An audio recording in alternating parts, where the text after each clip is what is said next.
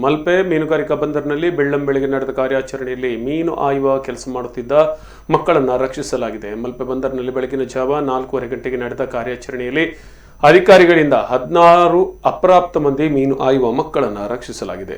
ಜಿಲ್ಲಾಡಳಿತ, ಜಿಲ್ಲಾ ಪಂಚಾಯತ್, ಉಡುಪಿ ಮಹಿಳಾ ಮತ್ತು ಮಕ್ಕಳ ಇಲಾಖೆ, ಜಿಲ್ಲಾ ಮಕ್ಕಳ ರಕ್ಷಣಾ ಘಟಕ, ಕಾರ್ಮಿಕ ಇಲಾಖೆ, ಸಮಾಜ ಕಲ್ಯಾಣ ಇಲಾಖೆ, ನಗರಸಭೆ, ಸಾರ್ವಜನಿಕ ಶಿಕ್ಷಣ ಇಲಾಖೆ, ಪೊಲೀಸ್ ಇಲಾಖೆ ಸಂಯುಕ್ತವಾಗಿ ಈ ಒಂದು ಕಾರ್ಯಾಚರಣೆ ನಡೆಸಿದೆ. ಕೊಪ್ಪಳ ಮತ್ತು ದಾವಣಗೆರೆ ಮೂಲದ 11 ಬಾಲಕಿಯರು, 5 ಬಾಲಕರು ಸೇರಿ ಒಟ್ಟು 16 ಮಂದಿಯನ್ನ ರಕ್ಷಣೆ ಮಾಡಲಾಗಿದೆ.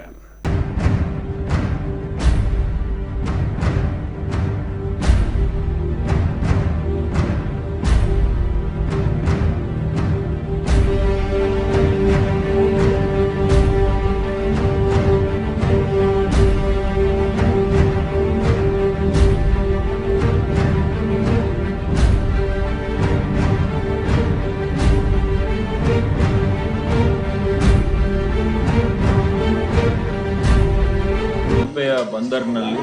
ಸಾಕಷ್ಟು ಮಕ್ಕಳು ಮತ್ತು ಅರೆವಯಸ್ಕ ಮಕ್ಕಳು ಕೆಲಸ ಮಾಡ್ತಿದ್ದಾರೆ ಅನ್ನೋ ಬಗ್ಗೆ ಸಾಕಷ್ಟು ದೂರುಗಳು ಬರ್ತಿದ್ದ ಹಿನ್ನೆಲೆಯಲ್ಲಿ ಮಾನ್ಯ ಜಿಲ್ಲಾಧಿಕಾರಿಗಳ ನಿರ್ದೇಶನದಂತೆ ಈ ದಿನ ನಾವು ವಿವಿಧ ಇಲಾಖೆಗಳಾದ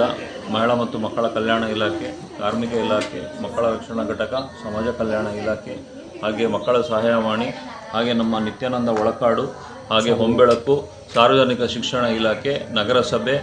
ಹೀಗೆ ಇತರ ಇಲಾಖೆಗಳ ಸಹಕಾರದೊಂದಿಗೆ ಹಾಗೆ ನಮ್ಮ ಆರಕ್ಷಕ